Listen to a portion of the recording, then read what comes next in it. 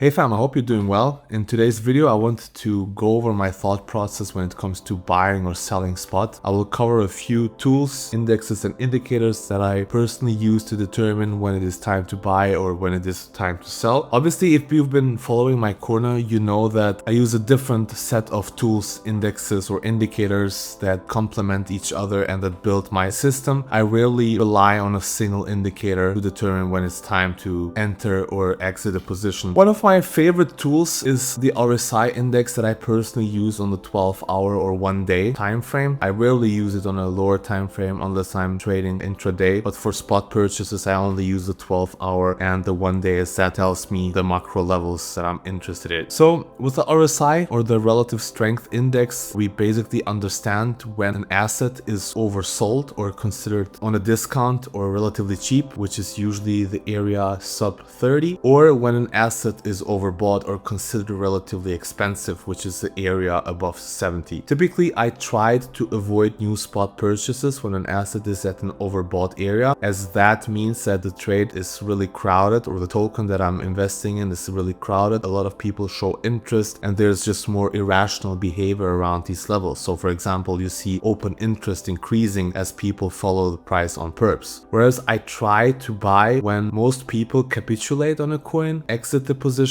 get liquidated, or simply get forced out of this position, because I expect more rational behavior around these levels. So typically I try to buy when the 12-hour RSI or the 1-day RSI reaches an area below 30, ideally towards 25. We will use the example of Virtual that I've recently purchased to understand exactly how I used the RSI to buy this coin. I will play back the price action so we can follow it step by step and understand my thought process on this one. Obviously, as I said, the RSI is not the only tool that I use. I always look for additional confluence on other indicator or indexes or tools, but we will try to cover everything in this video. So Virtual is a relatively new coin when it comes to listings in major exchanges such as Bybit or Binance. It has been around for a while. It did actually pretty big numbers before it got listed on a centralized exchange, but I was made aware of this only when it got listed on Bybit. So I'll try the Bybit chart to better explain my thought process behind it. So basically with Virtual, we had very aggressive uptrend, which didn't really give a lot of opportunities to enter other than this little pullback here, but this is more for intraday trading, not really a correction where I would consider buying spot. If you look at the RSI, it went to an overbought area above 75 and then retested the 50 area from which it bounced again, but the 50 area is generally not an area where I consider buying spot per se. It is a good area if you're looking for lower time frame trading, but for buying spot I usually buy at an oversold area. So let's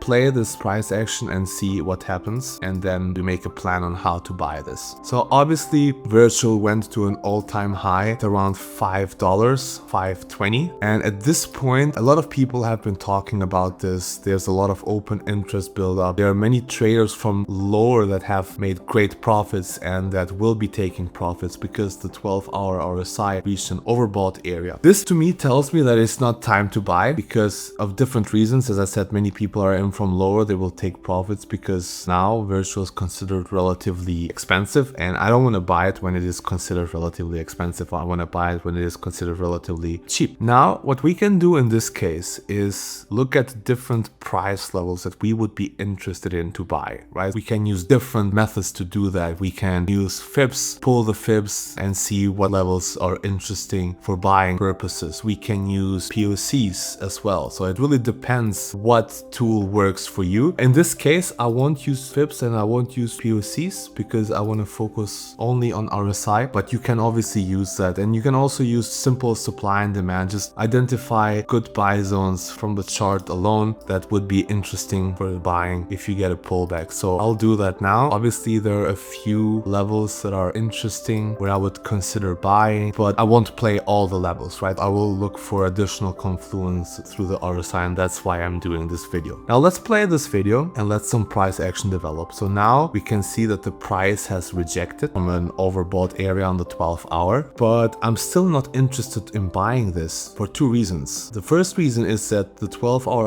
RSI is still not in my zone, so between the 30 and the 20 area, and the 12-hour RSI also lost the 50 area. So these are two two signals that tell me that the price can keep on dropping, especially after having such a big run. So there are still many traders that are in a position that have not capitulated enough for me to consider a spot purchase. If we let some PA develop, we can see that is what's the right decision, because our first area of interest didn't really hold, and the 12-hour RSI is still not in our zone. Let's play some more price action. Now, what we have seen here is that virtual dropped to our first zone, and the 12-hour RSI also dropped below 30. And this is a signal to me, so I usually place an alert here, and I'm notified when the RSI drops into my zone, and I can decide to play this level on spot because I have confluence from the 12-hour RSI. Now, the price could have dropped even lower, right? So the 12-hour RSI dropped, I believe, all the way to 27. It could have dropped to 25, 24, but in that case, I would have just bought here and accumulated more here, because I know that I am buying in a zone where a lot of buyers from above have capitulated and have given up on this token, right? So I expect more rational decision here, and I expect a transfer of wealth from the impatient and the irrational to the rational and to the patient ones. And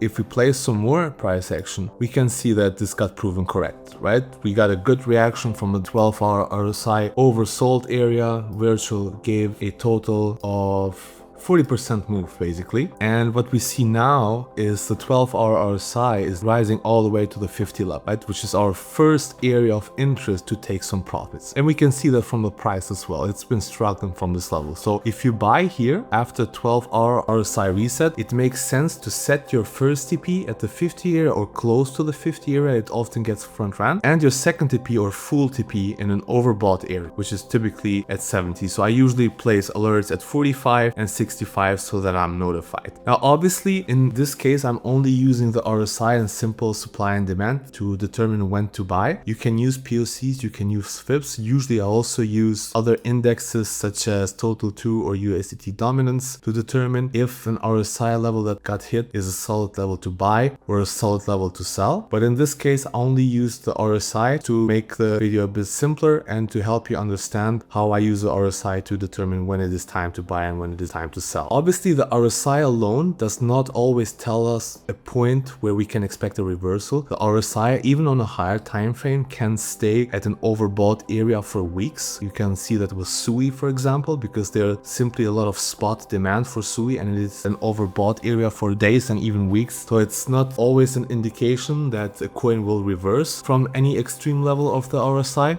Just like the coin can stay at an oversold area for quite a while. But the important aspect is that you know that even if it takes some time to reverse, you're buying when most people are not interested in buying. And obviously the sentiment around these levels is always really negative, but as I used to say, the most comfortable buys are close to the top, while when it doesn't feel comfortable at all to buy, that's usually when a local bottom is being formed. So this is how I used the RSI and simple supply and demand to buy virtual. I will prepare a few more videos where I also explain how I use other indexes such as USDT dominance, others, or Total 2 as additional confluence, but I wanted to start this series off with a simple example through virtual to explain how the RSI can help us determine when to buy and when to sell. I hope this is helpful. Let me know under fundamentals if you have any questions or comments. Take care, fam.